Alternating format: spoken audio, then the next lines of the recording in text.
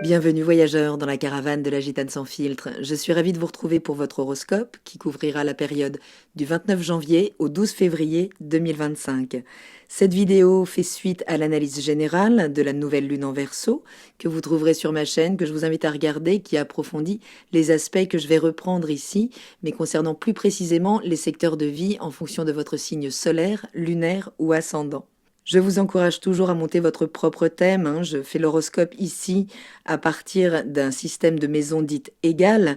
Donc les secteurs de vie font exactement 30 degrés, commencent au début du signe, finissent à la fin du signe, mais ce n'est peut-être pas le cas de votre thème. Donc il est toujours intéressant de connecter votre réalité et de réajuster éventuellement les secteurs concernés. La bonne nouvelle, c'est que cette nouvelle lune, qui est toujours l'initiation d'un nouveau cycle, est un nouveau cycle qui peut nous porter vraiment enfin dans ce démarrage d'année.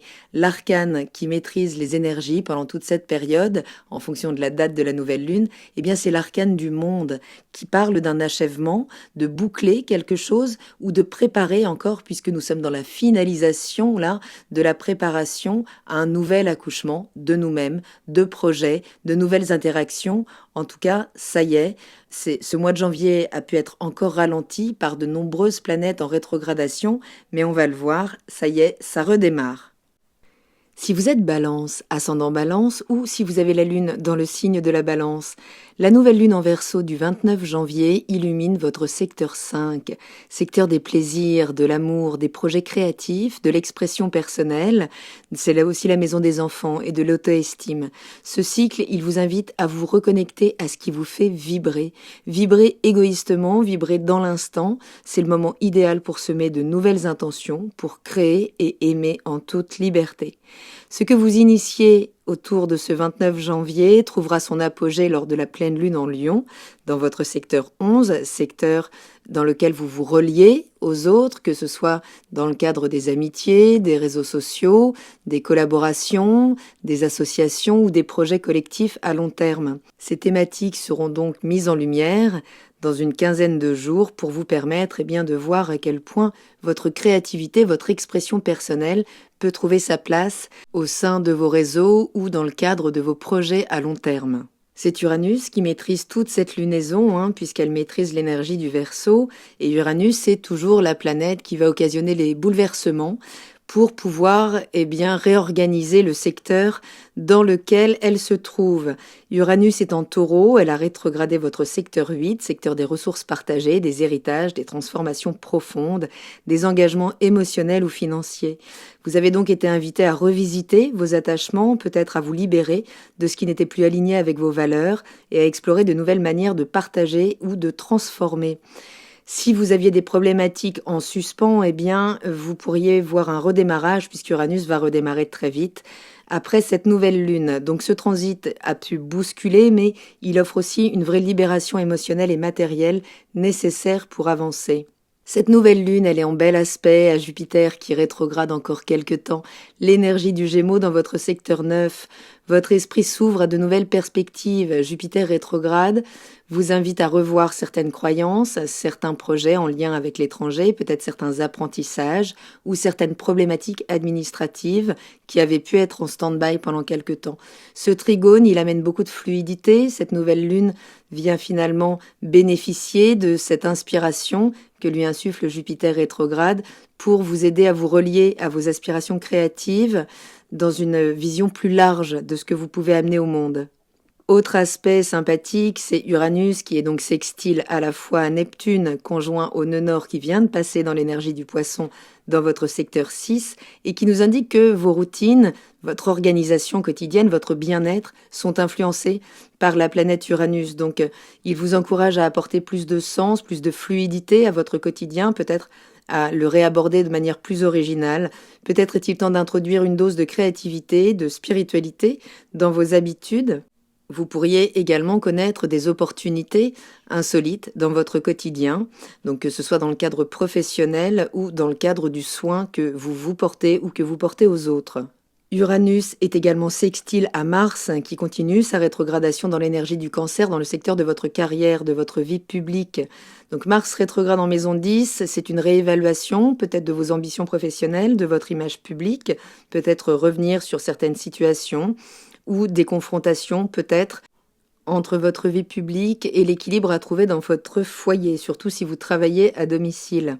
Donc ce sextile, eh bien, il vous offre l'opportunité de transformer certaines frustrations, peut-être, en actions innovantes pour réinventer votre carrière, vos ambitions, votre posture sociale. Vénus, la planète des sentiments, des valeurs, est dans l'énergie du Poisson où elle est en exaltation, hein.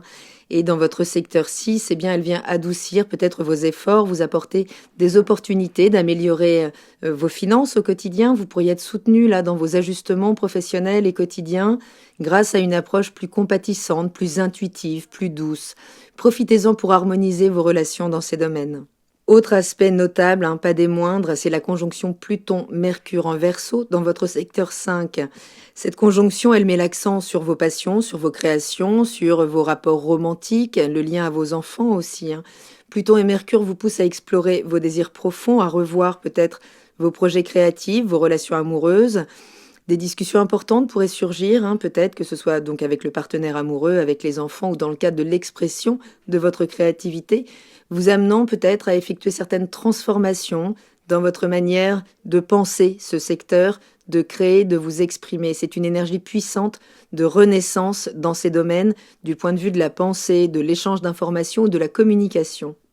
La Lune va continuer de progresser pendant cette quinzaine pour rejoindre l'énergie du Lion. Le 31 janvier, la Lune entre dans l'énergie du Poisson dans votre secteur 6, donc pour un focus sur votre quotidien, sur votre bien-être, votre organisation, peut-être l'échange avec vos collègues de travail.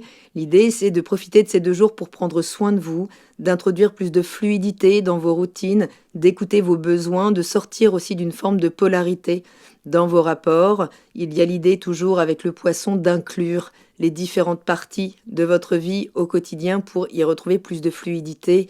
Et la présence de Vénus dans ce secteur qui est votre maître vient vraiment adoucir ce quotidien. Il y a l'idée d'un baume au cœur pendant cette période. Sauf que le 31, eh bien, c'est également la reprise en marche directe d'Uranus dans votre secteur 8, qui après une longue rétrogradation, annonce peut-être des secousses là dans la profondeur de vos rapports à la transformation, aux héritages, aux ressources partagées, dans la manière dont vous gérez votre instabilité intérieure et extérieure. Uranus, après sa phase de rétrogradation, revient donc en mode direct avec une énergie de libération. Ce qui a été ruminé, ce qui a bouillonné sous la surface, va chercher à s'exprimer peut-être de manière inattendue, voire radicale. En tout cas, c'est libérateur avec Uranus. Mais en maison 8, il vient toucher aux structures invisibles qui sous-tendent votre pouvoir personnel, vos attachements émotionnels profonds, peut-être aux racines et aux ressources financières liées aux autres, héritage, dette, investissement ou même partenariat intime. Uranus, c'est la planète de la rébellion, donc elle vient bousculer ce qui était figé, peut-être arracher les racines de certaines illusions de contrôle, imposer un changement nécessaire, souvent via des événements soudains ou des prises de conscience radicales. Donc ce redémarrage, il marque un moment où les prises de conscience se traduisent peut-être en action. Il ne s'agit plus seulement de remettre en question ce qui vous attache ou ce qui vous limite, mais d'apporter une transformation réelle dans votre rapport au lâcher-prise, aux attachements émotionnels ou financiers, ou à la peur de perdre. Donc c'est une période où les tabous pourraient voler en éclats, sexualité, argent, pouvoir psychologique, relations toxiques, dynamiques inconscientes qui pourraient émerger là pour être transmutées. Côté financier, même si ça peut aussi vous amener des très bonnes surprises, attention toutefois aux fluctuations imprévisibles, que ce soit une opportunité de gain là qui surgit, ça peut également parler de dépenses imprévues. L'important, ce sera d'apprendre à jouer avec l'instabilité plutôt que de la subir. Le 2 février, la Lune entre dans l'énergie du Bélier, dans votre secteur des relations, des partenariats dans lesquels vous êtes engagé. Donc ces relations prennent le devant de la scène pendant 2 jours. C'est un moment d'initiative, peut-être pour explorer certains partenariats avec audace, avec courage, avec clarté. Le 4 février, la Lune entre dans l'énergie du Taureau, donc où elle rejoint Uranus, hein. Les transformations sont en cours dans le secteur 8. Cette phase, elle met en lumière donc vos ressources partagées, vos attachements émotionnels, peut-être certains tabous là qui pourraient émerger pour être revisités. Lâchez prise surtout sur ce qui ne vous sert plus, hein, puisque Uranus va vraiment aider au détachement là de ce qui vous attache, de ce qui vous retient et ce qui ne vous permet pas d'opérer les transformations nécessaires sur le plan des dépendances, qu'elles soient émotionnelles ou matérielles. Le 5 février, c'est la bonne nouvelle. Jupiter redémarre dans votre secteur 9 après une longue rétrogradation aussi, où il a pu suspendre certaines perspectives en lien avec l'étranger, l'administration, la reprise peut-être de hautes études ou d'enseignement. Tout ce qui a été ralenti pendant cette période peut enfin à nouveau trouver son expansion. Et le 6 février, la Lune vient rejoindre Jupiter dans l'énergie du Gémeaux, donc dans ce secteur, pour apporter pendant ces 2 jours peut-être plus de curiosité, d'ouverture d'esprit. Profitez de cette phase pour élargir vos horizons, apprendre, explorer de nouvelles perspectives. En tout cas, tout ce qui était en stand-by autour de ces thématiques peut à nouveau reprendre son cours. Le 8 février, la Lune entre dans l'énergie du Cancer, dans votre secteur 10, pour un focus sur votre carrière, votre position sociale là, pendant 2 jours. Ce sera un moment pour peut-être faire des ajustements dans vos ambitions, pour consolider vos efforts professionnels. Mars rétrograde encore ici, il se recharge comme une dynamo. Vous pourriez pendant un temps ralentir un peu ou étudier plutôt vos actions à long terme. Donc ça va encore rétrograder quelques temps. Vous êtes encore en recharge là de votre énergie. Donc un focus pendant 2 jours sur comment consolider vos plans pour 2025. Le 10 février, la Lune entre dans l'énergie du Lion, dans votre secteur 11. Préparez-vous à briller ou à vivre des émotions au sein de vos projets collectifs ou à rassembler vos équipes autour d'un idéal commun. 2 jours pour faire un focus peut-être sur des échanges chaleureux avec des amis, avec des groupes ou pouvoir projeter à nouveau vos idées et votre enthousiasme qui pourrait être contagieux pendant cette période.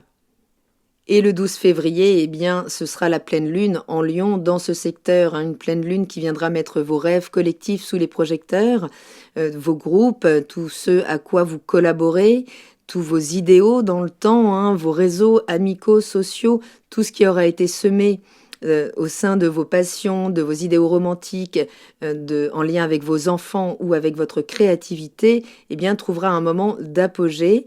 Ce sera ici finalement le moment de partager vos visions, de célébrer vos collaborations et de pouvoir mesurer la place que vous prenez, l'inspiration que vous savez insuffler au sein de vos réseaux collaboratifs, associatifs ou amicaux. Si c'est le soleil que vous avez dans l'énergie de la balance, ce mois c'est une invitation à réconcilier vos passions personnelles, vos désirs individuels avec vos ambitions à long terme ou vos projets collectifs, associatifs ou vos relations amicales. Il y aura l'idée de trouver un équilibre entre ce que vous donnez aux autres et ce que vous gardez pour vous, pour votre épanouissement personnel. Pour les ascendants balance, les relations et les transformations émotionnelles ou financières seront des points clés. On peut parler d'héritage, de transmission, de partage de dividendes pendant cette période. Prenez le temps d'évaluer vos engagements et de laisser derrière vous ce qui n'a plus sa place dans votre vie. Et si c'est la lune que vous avez dans l'énergie de la balance, vos émotions seront intensément connectées à vos créations, à vos relations amoureuses, à vos relations avec vos enfants aussi. Donnez-vous la permission de briller et d'aimer sans retenue, sans avoir à rectifier ce que vous êtes, en respectant vraiment vos besoins, puisque là, il y aura l'idée de retrouver un nouvel équilibre, une forme de libération qui peut y avoir dans l'air pendant toute cette période.